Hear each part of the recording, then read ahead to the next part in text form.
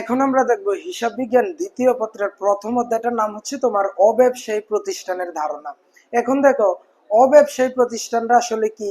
আমাদের দৈনন্দিন জীবনে আমরা যতগুলো ব্যবসা প্রতিষ্ঠান দেখি তার বাইরে কিছু কিন্তু সেবামূলক প্রতিষ্ঠান রয়েছে, যেমন স্কুল, কলেজ, মাদ্রাসা, এইরকম আরো অনেক দাতব্য চিকিৎসালয়, এইরকম আরো অনেকগুলো প্রতিষ্ঠান রয়েছে।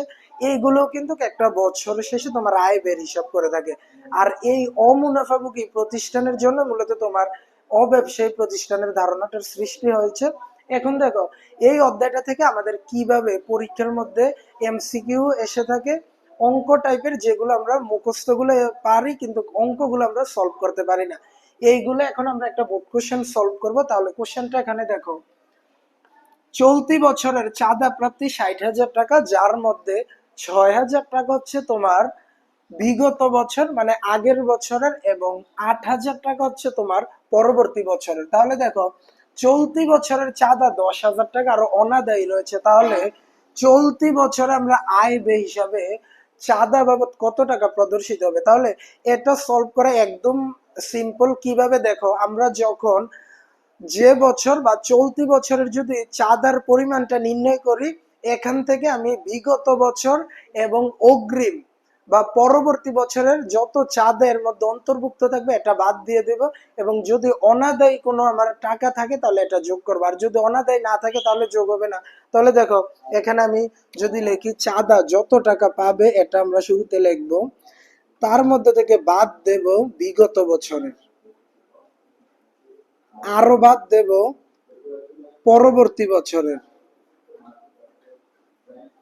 এবার দেখো, যোগ দেব আমরা অনাদায়ী, মানে এই বছরে আমি যত টাকা আরো পাওনা, যেমন মনে করো আমি 10,000 টাকা বেতন পাই তার থেকে, বা সে আমাকে 10,000 টাকা চাঁদা দিবে, তাহলে এখন সে আমাকে 8,000 টাকা দিয়েছে, বললো যে 2,000 টাকা এখন না পরে দিবে। তাহলে এখন কি, তুমি দেখো কোশ্চেনটা কি, এখন কি আমি কি আয় বাবদ কি 10,000 টাকা লিখবো নাকি 8,000 টাকা?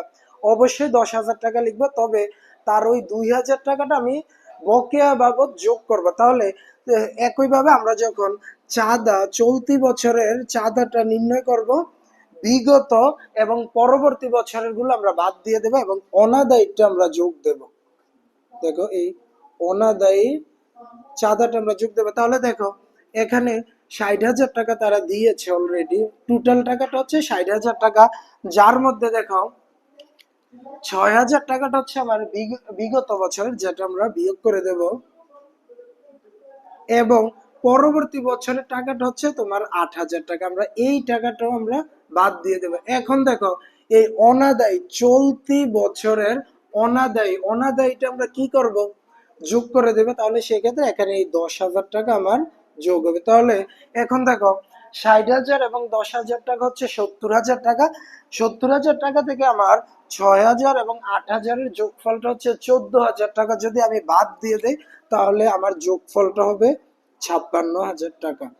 তাহলে এই যে দেখো, এটা হচ্ছে আমার 56,000 টাকা। তাহলে আমাদের সূত্রটা কিন্তু এটা, আমরা চাঁদা বাবদ কত টাকা দেখাবো, এই সূত্রটা হচ্ছে এটা, যে চাঁদার বাবদের সাথে আমরা বিগত বছর এবং পরবর্তী বছরের চাঁদার টাকাটা বিয়োগ করে দেব, এবং যদি অনাদায়ী থাকে আমরা যোগ দেব, যদি অনাদায়ী না থাকে তাহলে এটার যোগ হবে না, বিগত অগ্রিম গুলা বাদ যাবে।